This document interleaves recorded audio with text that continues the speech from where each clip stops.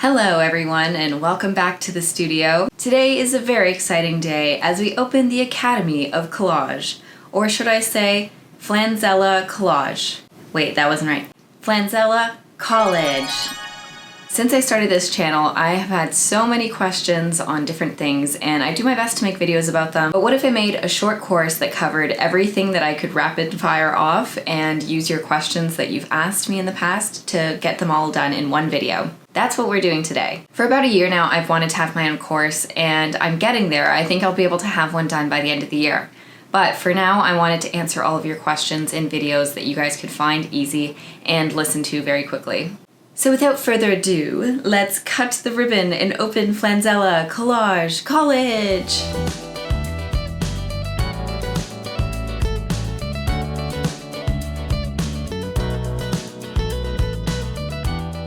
Today we're going to be talking about collage materials. More specifically, how do I source my papers? This is definitely the question I get asked the most. If you don't have good magazines with good images, you're just not going to be able to elevate your art in the way that you would like to.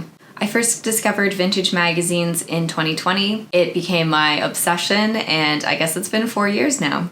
I started from a pile of my grandfather's National Geographics, and I loved them. And then I was able to find many other ways to source other vintage magazines. This first segment is actually going to be what not to do. Maybe when you saw my art for the first time and saw the vintage magazine papers, you headed straight to your thrift store and was like, give me all you got. But here in Canada, at least, those can set you back $8 to $15 a piece, which is definitely way too much money. I have hundreds of magazines. If I was to spend that much, I would be completely broke from just my collection of magazines. Every once in a while, there's something really special that I'll buy from one of those. If it's like something that I see the cover and I'm like, I need this, I love all the topics that are in it, I will definitely buy it. But that's not where I'm getting all of my magazines from. You'd really be surprised how many people, especially the older generations, have piles of perfect condition magazines in their homes. A quick shout out on social media might be just the way to go. It wasn't my direct friends that had the magazines, but their parents and grandparents and other friends in their networks that did. Also, having been to a lot of craft fairs, people come to them and they see my work and they're like, oh, I actually have a bin at home, would you like them? I think just getting out in the world, talking to people, telling people that what you're looking for is always so great. I definitely recommend this advice for even like getting a job. If you tell people what you're looking for, eventually someone's gonna know someone. So it's definitely the same way here. Once you've exerted your personal network, it's time to jump into stranger territory. The first place I really recommend is Facebook Marketplace. I've scored big piles of magazines from here. One of the first ones I did, I got 100 magazines for 50 cents each, and I felt that that was pretty fair. First, what you need to do is research all the magazines and their titles. A lot of people have put old Red Book magazines, for example, so you need to know what those keywords that you're looking for are. I would look up all the popular magazines from these eras or look on eBay or something like that just beforehand and then be able to take those keywords and plug them into Facebook Marketplace. If you just put vintage magazines, you might not get what you're looking for. Sometimes I do though. It really depends on your area as well. Yeah, I hope this is helpful for all of you. I know that everywhere is going to be so different and some areas are so scarce with magazines of this time, so it's just something that you're going to have to play around with. Auction sites are also another avenue for this. Sites like eBay or online estate sales are great for this. The problem with online estate sales for sure is that you have to dig through a lot of garbage to find the treasure, but when you do find it, there's often a lot of good things on there.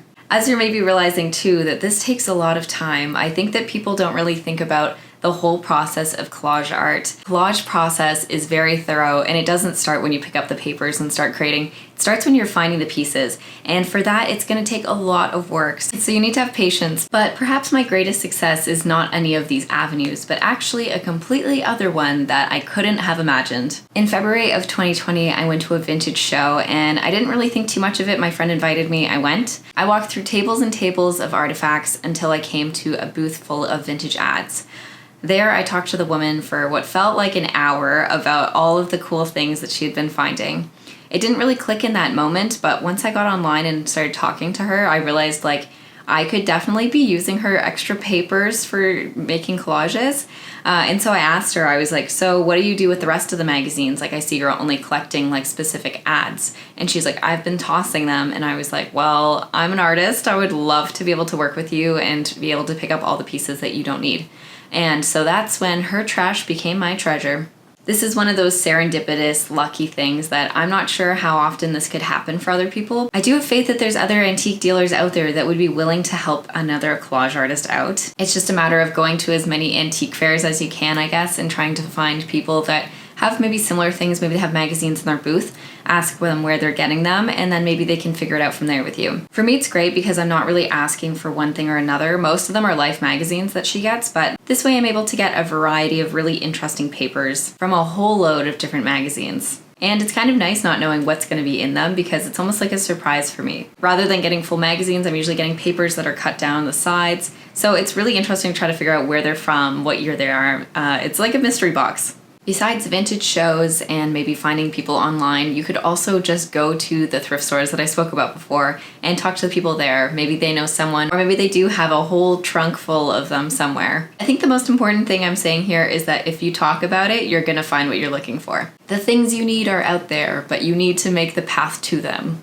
I know I've primarily talked about magazines, and I know that a lot of collage artists only use books. I think a lot of this applies to books as well. Most of my books were taken from my grandmother's home when she moved to a retirement home, and the other ones I've slowly collected at thrift stores when they were super on sale. And sometimes I find one I really like, and I'm willing to pay the big bucks for it. When it really comes down to it, I think that the quality of your materials will really show and how much time you spend finding them. That might be like the biggest point of this whole video.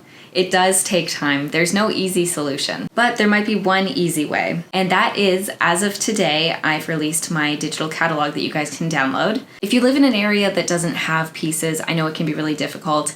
And that's why over the past 2 years, I've been collecting papers and putting them into a digital catalog. Or if you're an analog collage artist like myself, I've made it into a book that I'm hoping you can get printed at your local shop and then just be able to cut out the pieces. The benefit of this too is that the pages are way less delicate than the ones that I've had to use, so I think that that's definitely a good win for you. It's finally available on my website. I'm so excited. You can either use this package digitally if you're a digital artist. I've cut out all the pieces. You have all the PNGs for that. And if you don't want to do the digital download, there's obviously the option of purchasing a collage kit on my website. This is a bundle of original papers. Everyone is unique, curated by myself, put together with love for you to have and collage with. I'm so happy to be able to provide this as an option now. Instead of looking for your own sources now, you can just have a paper bundle delivered to your door and save all of that time on your sourcing. So when this video is up, they'll be live, so you should go check them out. I'm also interested in your guys' thoughts. You guys are your own resource as well in this community. How do you source your pages? I would love to know if you have any other methods that I haven't spoken about, to drop them below, give people some more ideas. I think we can also look at paper as a little less non-conventional as well. What if you went to some old wallpaper stores? Maybe they had samples and small pieces. Maybe an art store with different construction papers. Maybe they have origami papers. Even the scrapbook section of your Michaels, I'm sure, has a lot of really interesting papers or little cutout pieces already. I think using your own photography would be really cool. You're taking two of your skills and putting them together in one art piece. Your mailbox could be really interesting. Maybe there's some cool flyers in there or images within the ads that you're getting. I've also heard that some libraries sell their old books out the back door, so you could check with your local library to see if they're selling any old picture books and that sort of thing. I think that could be a really cool method. And then there's obviously books that are made specifically for collage artists to cut out, like the Extraordinary Book for Collage, I think it's called. I'll put it here. Those books are great. I have them linked in my storefront below as well. I think that they're a great start if you can't find any of these pieces in person. But yeah, those are a lot of different methods, but I hope that some of those helped. I guess we're done segment 1 of Flanzella College, and I hope you've learned a lot. If you liked this video and want me to make more, let me know in the comments, give it a like.